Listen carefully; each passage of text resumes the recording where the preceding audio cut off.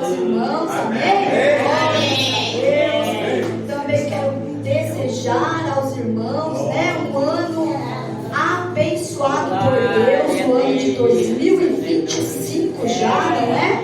Para a glória do Senhor. Nós agradecemos a Deus por mais uma oportunidade de vida, mais um ano de vitória. Eu tenho aprendido, estudado a palavra do Senhor e tenho comigo no meu coração sempre o pensamento de orar todas as manhãs. Quando eu acordo, eu já oro ao Senhor e eu digo assim: Senhor, eu te agradeço porque o Senhor me deu uma outra oportunidade de fazer a tua vontade, amém? Então pegue essa chave aí de oração, para que você também possa fazer todo dia. Quando você abrir os seus olhos, você agradeça a Deus, porque mais um dia Deus acreditou que você é capaz, amém? Aleluia. Vamos abrir a palavra do Senhor no livro de Josué, capítulo 2, logo depois aí de Deuteronômio, não é? Depois do quinto livro da Bíblia, do Pentateuco, a gente vai abrir em Josué, logo no comecinho aí, capítulo 2.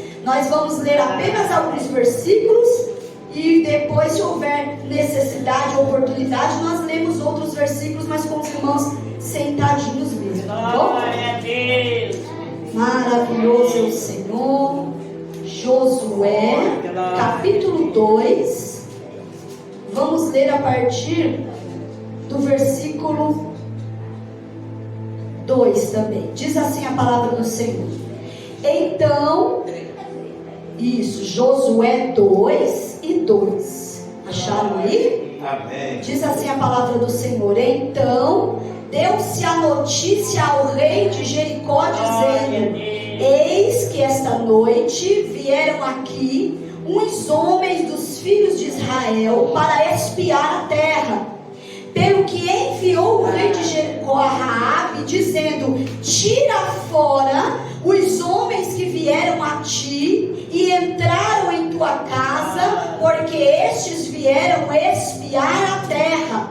Versículo 4. Porém aquela mulher tomou a ambos aqueles homens e os escondeu e disse: é verdade que vieram homens até aqui, porém eu não sabia de onde eles eram. E aconteceu que, havendo-se de fechar a porta, sendo já escuro, aqueles homens saíram, e não sei para onde aqueles homens foram. Ide após eles depressa, porque certamente vos alcançarão. Amém? Pode se sentar, glorificando, adorando o nome de Jesus, que é maravilhoso e está em nosso meio. Amém? Glórias a Deus. Meus irmãos, nessa noite o Senhor quer trazer alguns conselhos, algumas observações da palavra do Senhor para o nosso coração. E a leitura que nós fizemos é uma leitura conhecida dos irmãos que leem a palavra, que já estão há algum tempo na igreja, sabe quem foi Raabe. E eu não quero me ater nessa noite na profissão de Raabe, naquilo que ela fazia, nos deuses que ela cultuava, mas eu quero esclarecer aos irmãos que Raabe, na nossa cultura no Brasil, aqui na América, nós podemos olhar para Raabe, assim como os judeus olhavam para Raabe, e na profissão dela, no dia a dia dela, nas práticas de adoração idólatra dela, nós podíamos ter ela como uma mulher desonrada, como uma mulher que não merecia nem um bom dia. Será que você já na sua trajetória viu alguém, conheceu alguém, que se achava muito digno, olha para alguma mulher, para um homem até, e diz assim: olha, aquela fulana ali não é digna nem de um bom dia. Nós, na nossa cultura, assim como os judeus, olhamos para a vida de Raabe e podemos achar isso, que Raabe era uma mulher indigna, que era uma mulher miserável, que era uma mulher que era desprezada, mas não. Na cultura dela, ela era uma mulher de influência. Na cultura, nos dias de Raabe, Raabe tinha uma profissão que para nós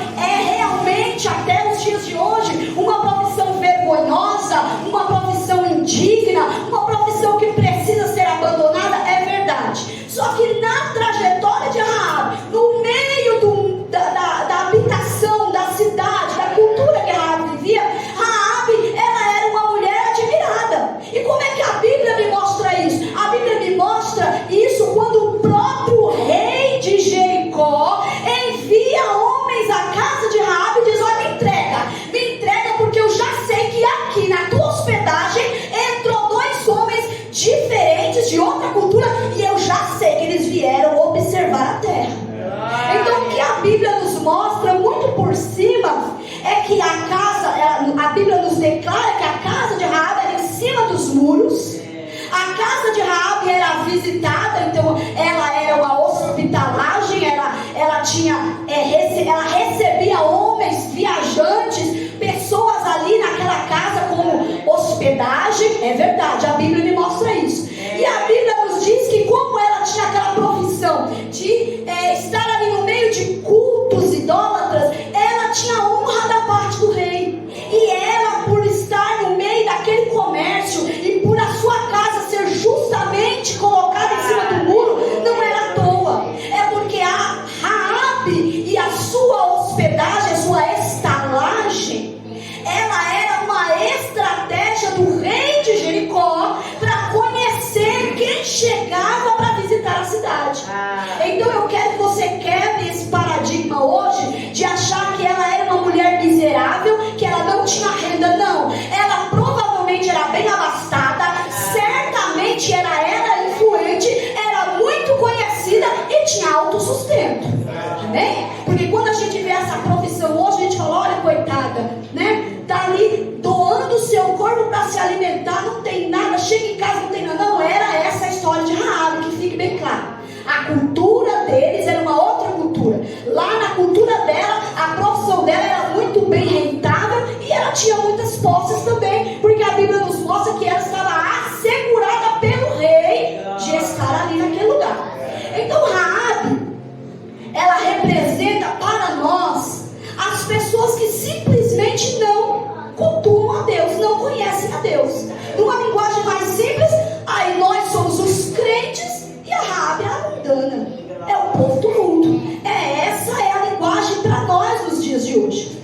E Raabe, ela tem uma atenção diferenciada, porque a leitura que nós fizemos vai dizer, não tenho tempo de ler tudo e não há necessidade, nesse atual momento, de nós lermos toda a passagem, porque ela é grande. Mas a Bíblia vai dizer que Josué envia 2 espias.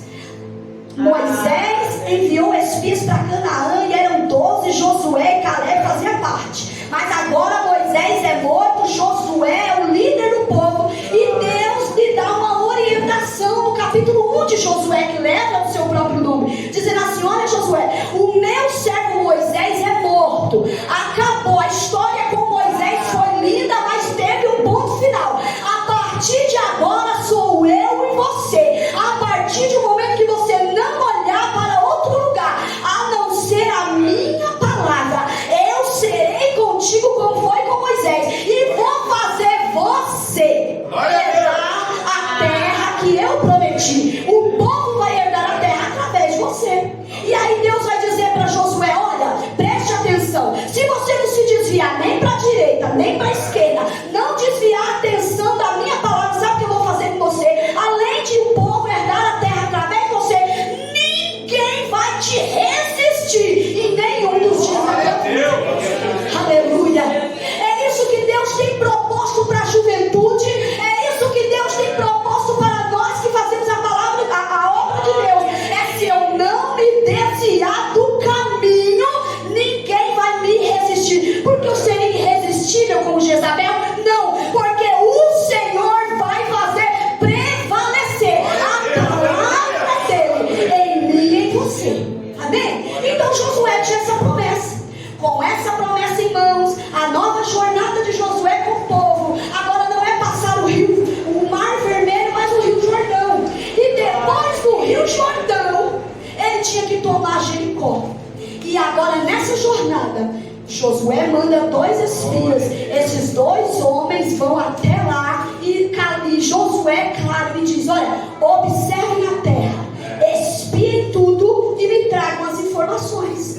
E aí a Bíblia vai dizer que esses 2 homens chegam até lá. A Bíblia não declara para nós o nome deles, mas ela declara que eles chegam até lá e eles entram no comércio de Raabe, porque era o primeiro que estava a postos para receber os estrangeiros. E Raabe recebe aqueles homens ali, e a Bíblia nos faz entender que ela tem a informação privilegiada de que aqueles homens estavam colocados ali por Josué para espiar Jericó. E aí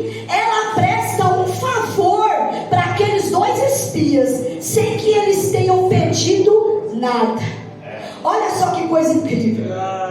Quando aqueles homens estão ali, alguém vai até o rei e diz: olha, 2 homens estranhos, estrangeiros, dormiram, passaram a noite lá na estalagem de Raabe, e certamente eles vieram para espiar. Por que eles imaginavam isso? Porque o povo de Israel estava próximo de Jericó, e a fama do povo de Israel não era que eles eram um povo bravo, não é que eles eram um povo manso. A fama de Israel não era que eles eram corajosos, que eles eram poderosos, ou que eles tinham muito dinheiro. Sabe qual era a fama de Israel? A fama de Israel é que eles, ainda que fossem um povo destreinados, tinham um Deus que vencia a batalha para eles no lugar deles. Havia um Deus que abriu o mar vermelho sem precisar levantar a espada. Havia um Deus que destruiu 2 reis sem precisar derramar sangue. Então, para mim e para você fica um conselho. Você pode olhar no teu espelho e o seu espelho dizer para você assim: olha, é fraquinho ainda, não sabe cantar ainda não, olha, não sabe pregar ainda não, pastor, nem tenta, desiste. Talvez eu olhe para o meu espelho e o meu espelho pode dizer aquilo que eu estou vendo, mas o Senhor está dizendo: a partir de hoje, não olha para o teu espelho natural, olha para a palavra, porque a palavra vai revelar em mim e você um homem que está chegando na estatura de varão perfeito, de homem e mulher de Deus. E talvez quando nós nos olhamos, ou alguém olha para nós, tem o costume de dizer: ah, aquela ali, ó, pecou tanto, agora está na igreja. Aquele lá, o que adianta? Ora tanto e o filho está fora da igreja. É verdade, alguém pode olhar para nós e enxergar isso, mas o Senhor está dizendo: a partir do momento que você tomar uma atitude, um posicionamento e uma decisão, alguém vai olhar para você e vai dizer: quão grandes coisas fez o Senhor por eles. Por isso nós estamos admirados. Tem gente que vai dizer: por isso estamos alegres. Tem gente que vai dizer: por isso estamos atemorizados. Então, o rei de Jericó estava temendo a invasão do povo hebreu dentro de Jericó. E a Bíblia vai dizer no capítulo anterior, no comecinho do capítulo 1, que depois dos conselhos de Deus a Josué, a Bíblia vai dizer que a cidade de Jericó estava cerrada. Sabe o que é cerrada? Não é cortada no meio, é fechada, lacrada. E a Bíblia vai dizer que os portões permaneciam fechados e ninguém entrava ou saía, porque a cidade estava em alerta. Então o povo de Jericó estava com medo. Esses espias chegam, eles se hospedam ali na estalagem de Raabe. Raabe mantém eles ali, e no meio tempo em que eles estão ali, Raabe esconde eles. No meio tempo que ela esconde, chega a notícia dos homens enviados pelo rei. Então Raabe prova que tinha privilégio nas informações, tanto da que saía para ela, para o rei, quanto do que saía do palácio para chegar na casa dela. Então ela, sabendo que havia ali um boicote, e ela percebendo que aqueles homens eram um povo hebreu, ela se antecipa, esconde aqueles homens, e quando o povo do rei chega, aqueles homens perguntam: olha, tira para fora agora, tira, manda sair agora os homens que estão se escondendo aí. Ela diz: não, verdadeiramente vieram aqui, mas eu não sabia de onde eles eram, eu não deixei eles ficar, mandei eles embora. Olha, faz o seguinte, eles saíram quando anoiteceu, antes de fechar a porta da cidade. Lembra que eu falei que a cidade estava sendo lacrada? Chegava num certo horário, fechava tudo, ninguém entra e ninguém sai. Aí ela disse: olha, eles saíram agora um pouquinho, um tirinho de espingarda, como diz os nossos irmãos mineiros, corre atrás deles, vai lá, com certeza, se você se apressar, você pega. O que eles fizeram? Confiando na palavra dela, porque ela tinha honra diante do rei, e ela era treinada para ser também espia para o rei. Eles confiaram, saíram, e a Bíblia vai dizer que assim que eles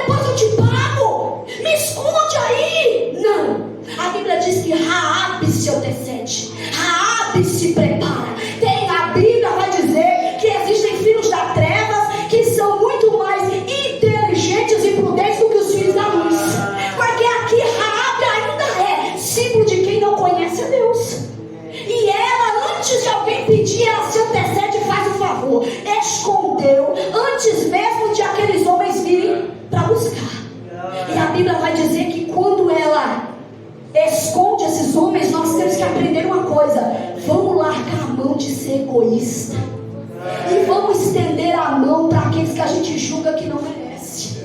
Sabe por quê? Porque se Raabe era o símbolo de alguém que está no mundo, automaticamente aqueles espias hebreus eram inimigos dela.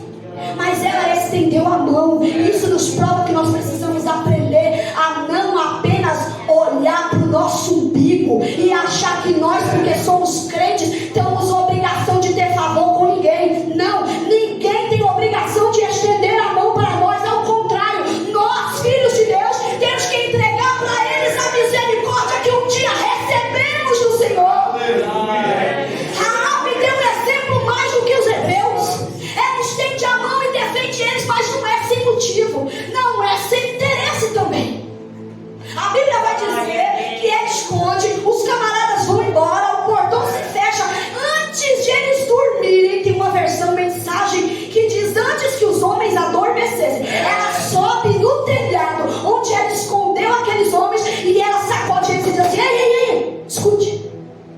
Aí ela vai falar algo da parte do Senhor, algo que ela sentia da parte de Deus para aqueles homens. Ela vai dizer: olha, deixa eu ver se eu encontro aqui, quebrou.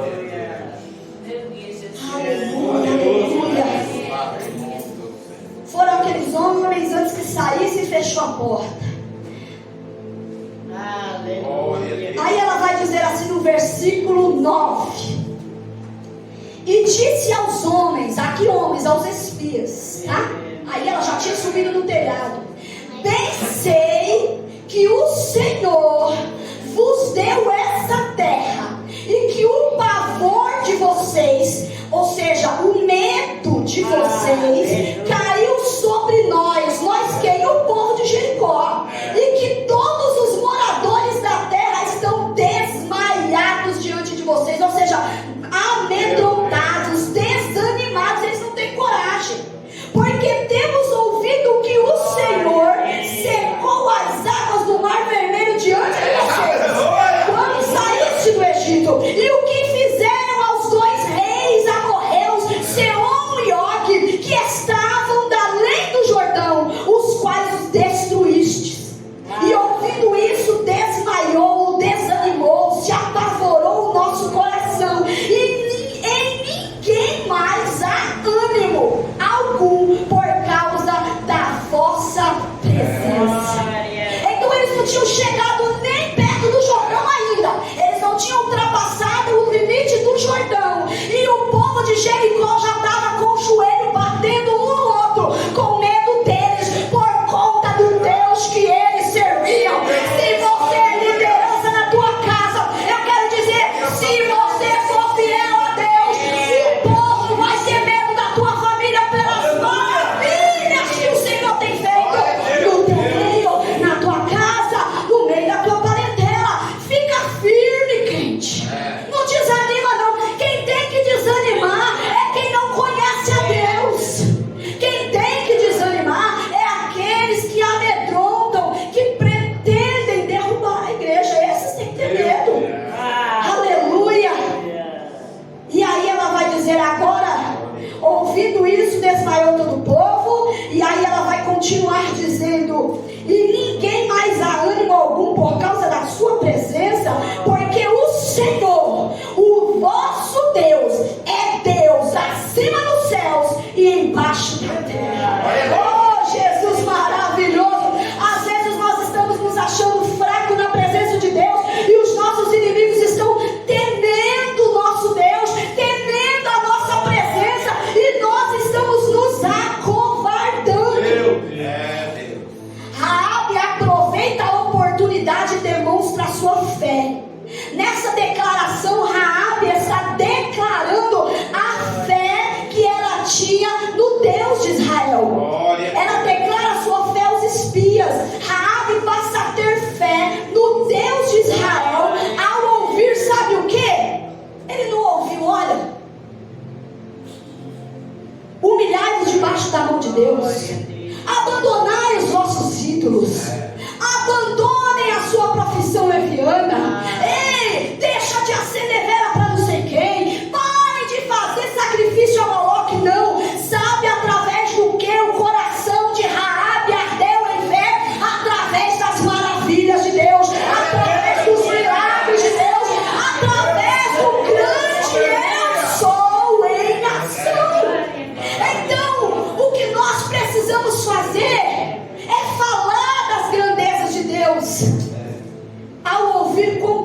obras Ele tinha feito em favor do seu povo. Nós, os crentes de hoje, precisamos fazer notórias as maravilhas de Deus, mas não apenas falando dos milagres que aconteceram na Bíblia.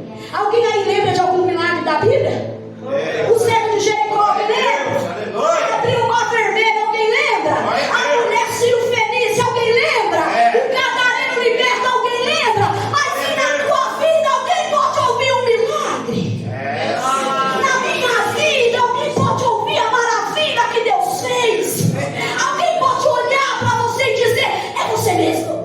Ei, é você mesmo? Quem diria que você estaria assim hoje? Que mudança você teve! Como nós podemos perceber a mudança na tua vida? Então, nessa história de Raabe, nós temos que entender que Deus está dizendo: eu quero que ouçam as minhas maravilhas, não apenas pelaquilo que foi feito, porque Ele era, Ele é e será eternamente. E como Ele fez milagres, Ele faz milagres e fará milagres através das nossas vidas. A comunidade em geral, as Raabes em nosso redor, precisam saber quão grande é o nosso Deus na nossa vida também, na nossa família.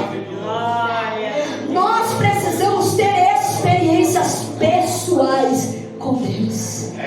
Irmãos, é maravilhoso, é incrível, é prazeroso eu estar num culto, me derramando na presença de Deus com o ano estável, com a alma amargurada, com o coração tristonho, com o peito pesaroso por algo que aconteceu ou por alguma coisa que eu não sei como vai ser, e eu simplesmente estar na presença de Deus me derramando ali quietinha, às vezes sem dar muito glória, às vezes caladinha com o lenço enxugando as lágrimas, e Deus levantar o profeta marchando e falando em línguas estranhas na nossa presença, na nossa frente, e revelar o que está oculto no nosso coração, e fazer a promessa, e revelar mistérios, e entregar a esperança.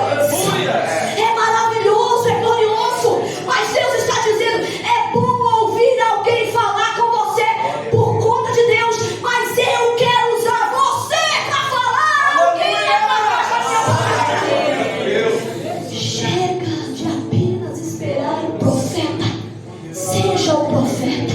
A graça foi derramada sobre mim e sobre você, e não há nada no teu passado, se você hoje cumpre a palavra, não há nada no teu passado que te deixe indigna de ser usada, de ser usado, de ser uma flecha da aljava do Senhor. Deus está dizendo: eu quero usar você para resgatar teu filho que parece que está perdido. Eu quero usar você para trazer para a casa do Senhor os netos, as netas, os filhos, os parentes que alguém não olha e acha que não tem solução. Nós precisamos ter experiências com Deus. É bom sentir a presença através de uma profecia, através de um louvor, através de um testemunho, através da pregação da palavra. Mas é sobrenatural ouvir a voz de Deus através dele mesmo, dele falar ao nosso coração, e de você dobrar os seus joelhos e sentir a presença dele, e sentir e ouvir a voz dele chamando o teu nome: vem buscar mais, vem orar mais, se aproxima mais. Aleluia. As pessoas precisam ver e ouvir que Deus tem feito na nossa vida, na vida do seu povo, que somos nós no dia de hoje. A fé, a Bíblia diz que vem pelo ouvir. Só que tem gente que não está aqui para ouvir a palavra, é verdade ou não é? Tem gente que você traz, nós que temos filhos adolescentes. A pastora Beatriz é até a menininha pequenininha, eu ainda tenho Cicinha. Mas quem já tem filhos mais velhos, como a irmã Maria das Dores já passou, a irmã Josaíde já passou, a pastora Valdirene já passou, não é? Sabemos que às vezes nós estamos dando testemunho, às vezes nós estamos estendendo a mão na necessidade do filho. Às vezes ele olha para dentro de casa e vê um pai crente, uma mãe crente, mas aquilo não é suficiente para fazer ele abrir mão do desejo que ele tem de conhecer o mundo, ou às vezes nem tudo isso, às vezes não consegue abrir mão da preguiça de sair de casa.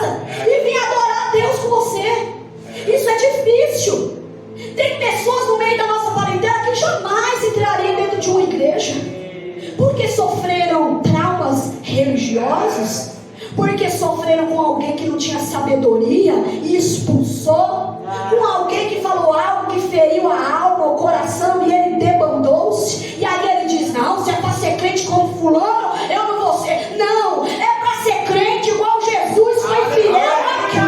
Mas para alguém acreditar nisso, você tem que ver esse Jesus em mim e em você. Às vezes as pessoas não vão ler a Bíblia. A Bíblia diz: a fé vem pelo ouvir. Mas ouvir o que? A palavra. E o milagre na tua vida é o que? É a palavra de Deus em ação. Quando ele vê, quando ela vê, vai ter fé. Foi assim que Raabe criou fé. E quando ela já decidiu esconder os espias, sem que eles falassem nada e nem oferecessem nada, no coração dela já era prova de que, por ouvir as maravilhas de Deus, ela já não queria Baal, ela já não queria mais o rei, ela já não queria mais a fidelidade à prostituição espiritual, ela já não queria. Ela estava decidida: se um dia eu tiver a oportunidade de ter contato com esse Deus, eu não vou perder. Porque Raabe era estrategista, Raabe era comerciante esperta, inteligente, tinha olhos de águia, via adiante. Você e eu precisamos ser prudentes. A Bíblia vai dizer que nós temos que ter uma visão como a de águia, que ela olha as coisas de cima, ela vê o que o tatu não vê, ela enxerga o que a galinha não enxerga, porque galinha não voa, porque tatu só cava a terra, mas a águia sobe os montes, acima dos montes, ela olha no horizonte e ela mede a sua presa, e ela vai ao encontro. E Raabe foi uma mulher de estratégia. Ela teve contato em ouvir as maravilhas de Deus, e através disso ela nos mostra que ela, a partir daquele momento, ela já não tinha mais compromisso com Baal, nem com os deuses de Jericó. Tanto que ela trai o rei. Quando o rei manda buscar, ela diz: está aqui não.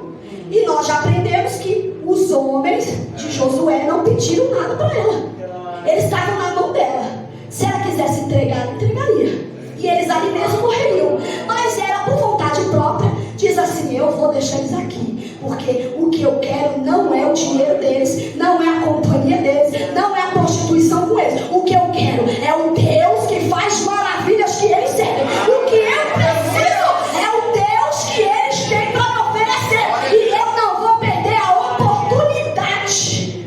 E a Bíblia é clara, e nosso pastor sempre ensina: Deus não deve nada para ninguém. Trabalhou para mim, Raabe, vai receber. Trabalhou para minha obra, vai receber. Se você orar, você recebe. Se você trabalhar para Deus, mesmo sem saber o que vai ganhar, eu vou dizer o que vai ganhar. É salvação para a filha, é salvação para filho, é salvação para casa, é libertação, é salvação pela graça de Deus. Graça essa que de graça recebemos e de graça damos. Aleluia, aleluia. Será que nós temos vivido os milagres e temos contado? Às vezes, irmãos, você viveu o milagre e vive milagre. Aleluia. Nas mínimas coisas a gente tem milagre para contar, mas às vezes o pastor fala: vem aqui dar uma palavra, contar um milagre. Vou não, sou tímida. Mas se alguém bater no teu portão, estourar uma bombinha, você não é tímida para brigar. Nós não somos tímidos para requerer nosso direito. Nós somos tímidos e achamos e desprezamos que o que Deus fez por nós é pequeno. Quem é que diz que o que você recebeu de Deus é pequeno? Se às vezes Ele está esperando você contar o teu milagre para Ele tocar no coração de alguém, e você recebeu um galardão. Se você não sabia, fique sabendo que se a alma se salvar através do que Deus te usou, é pedrinha na tua coluna, é galardão para você. Então não despreze a partir de hoje. Ainda que seja pouco, você é uma flecha na aljava de Deus. Você é uma flecha. Sabe o que é aljava? É aquela bolsinha que eles guardavam a flecha. E a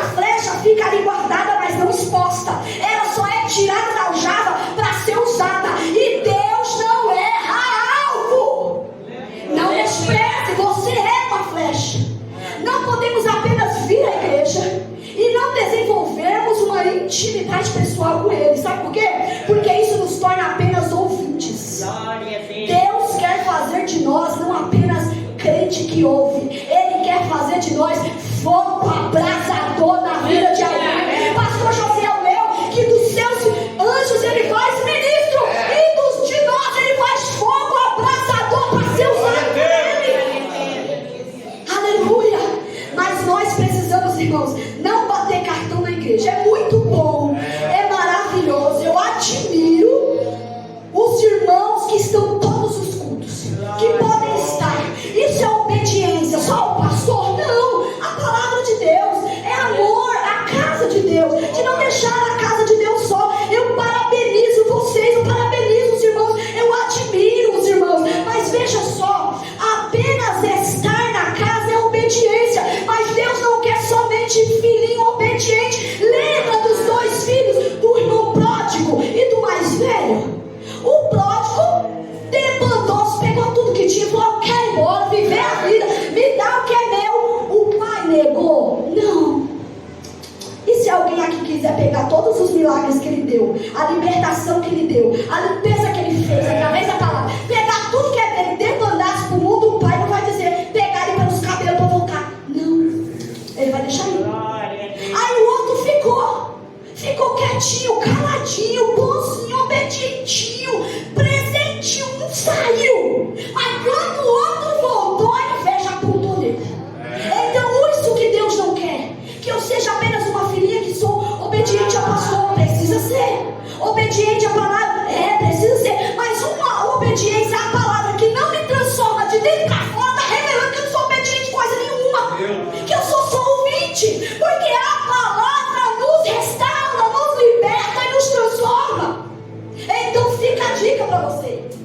Se você está vindo na igreja todo culto, parabéns, continue assim, não deixa de ser assim não. Mas se você volta para casa, tira a roupinha de adorar a Deus e volta a ser o mesmo cracudo que você era no mundo, nós é que temos a responsabilidade de fazer alguma coisa, que é deixar a palavra entrar.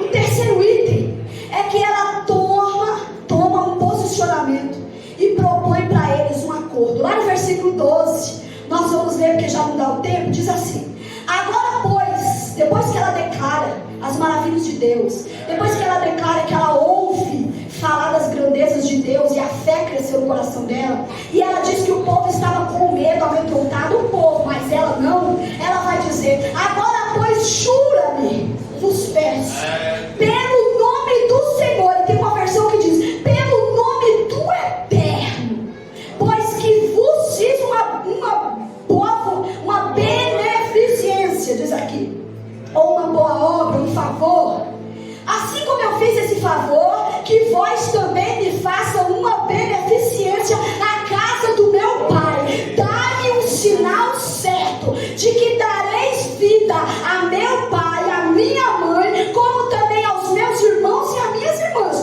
com tudo que eles têm, e de que livrareis a nossa vida da morte. Rabi vai dizer: eu já sei que Deus entregou. Você ouviu Josué dizer que Deus entregou? Não. E eu vou te afirmar porque eu li.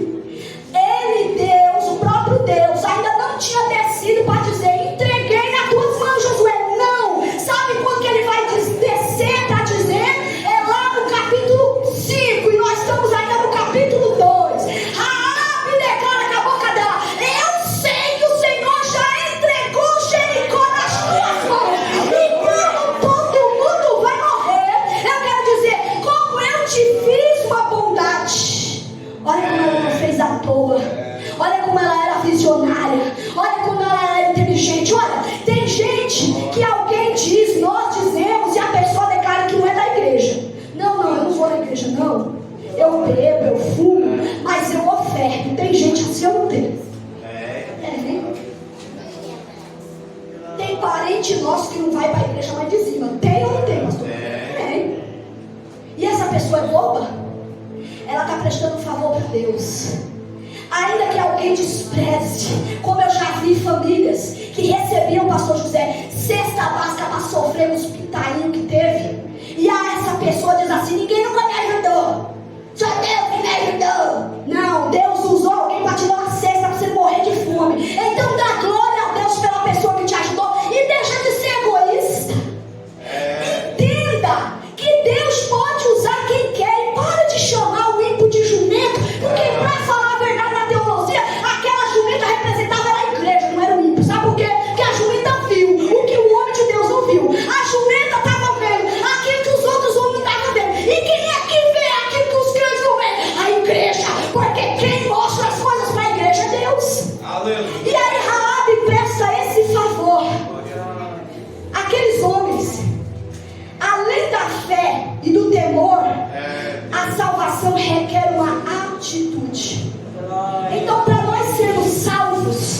assim como Raabe foi, porque em Hebreus, Mateus vai dizer que Raabe estava na genealogia de Cristo. Em Hebreus vai ser tocada ou contada como uma das heroínas da fé.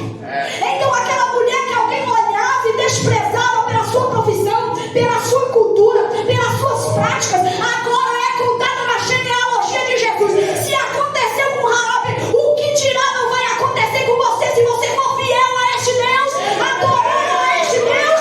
Alguém pode olhar para a tua família e estar dizendo: vai se perder tudo, vai morrer na droga desse jeito meu, não vai se salvar, vai continuar prostituto, casa uma, casa duas, casa três. Mas se você for fiel, Deus está dizendo: eu quebro o laço de maldição e restauro a tua família de maneira tal que no futuro eu vou dizer: grandes coisas fez o Senhor por este, por este e por essa.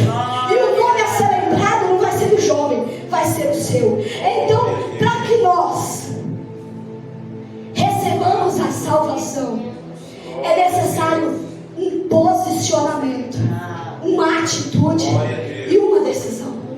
Quando Raabe decide trair o rei, sem o rei saber, quando Raabe decide enganar os homens que o rei mandou, sem eles saberem, ela estava colocando no seu coração: o Deus de Israel há de me salvar. E naquele acerto, naquele concerto, os homens olham para ela e dizem assim: assim como a tua palavra está falada, vai ser que não morre um da tua casa se estiverem dentro do teu lar, e se houver entre nós um acerto, um fio de escarlate na tua janela será visto no momento de guerra, e a tua família e tudo que tu tens será salvo. Assim como diz a palavra do Senhor, aconteceu. Deus não deve a ninguém, Deus não mente para ninguém, e Deus não abandona ninguém. Se você entregar para Ele a tua casa, a tua família, e tiver um posicionamento, sabe por quê? Porque não dá tempo, uma outra oportunidade, eu peço a Deus para ensinar os irmãos. Mas existem teólogos famosos, muito conceituados. O pastor Josiel, o pastor Jotiel deve saber o nome, mas eu não me recordo. Que diziam assim, que a história de Raabe é um espelho da história do Egito, do Êxodo. Porque a Bíblia vai dizer que Moisés morre, Josué assume, eles tomam a Páscoa, e depois da Páscoa entram em Jericó. Ou seja, tudo que aconteceu lá no Egito, na saída do Egito, aconteceu lá espelhado na vida de Raabe. Raabe recebe os espias, e Raabe, assim como os judeus passaram o sangue nos umbrais da porta, Raabe pendura um fio de escarlate, que era símbolo da presença de Deus. E o símbolo da presença de Deus, do acerto de Deus, do acordo de Deus, é livramento de morte, é livramento do céu, é livramento para a tua casa, para a tua família. Mas o sangue nos umbrais era a atitude dos hebreus. Deus deu a ordem: pega o cordeiro, mata o cordeiro, sangue o cordeiro, assa o cordeiro, come o cordeiro, e o sangue passa no umbral da porta, porque ainda essa noite o anjo da morte passará, e vendo o anjo o sangue nos umbrais da porta, você será livre com a sua família. Foi esse o acerto ou não foi? Raabe, você tem que deixar o fio de escarlate, porque cada um dos meus soldados passarem nesse lugar e ver o fio de escarlate, eles vão saber: nessa casa tem livramento, nessa casa a morte não passa, nessa casa o anjo da morte não chega. Glória a Deus. Só que sangrar o cordeiro e passar o sangue não era obrigação de Deus, era dos hebreus. Pendurar a cordinha vermelha e não deixar cair, que ela não sabia o dia. Assim como Jesus disse: não sabeis nem o dia nem a hora. Eu só estou dizendo que eu vou voltar. Se sobre a tua vida fores lavado sobre o sangue do cordeiro, tem salvação para você, tem salvação para sua casa. Então, a atitude é: coloca o sangue no umbral. A atitude é: pendura a fita escarlate, que escarlate é vermelha como sangue. Pendura aí a cordinha, porque quando os soldados passarem para matar e eles colocarem os olhos na cordinha vermelha, eles vão dizer: aí não entra morte. Então, para mim e para você, precisa isso. O que nós não podíamos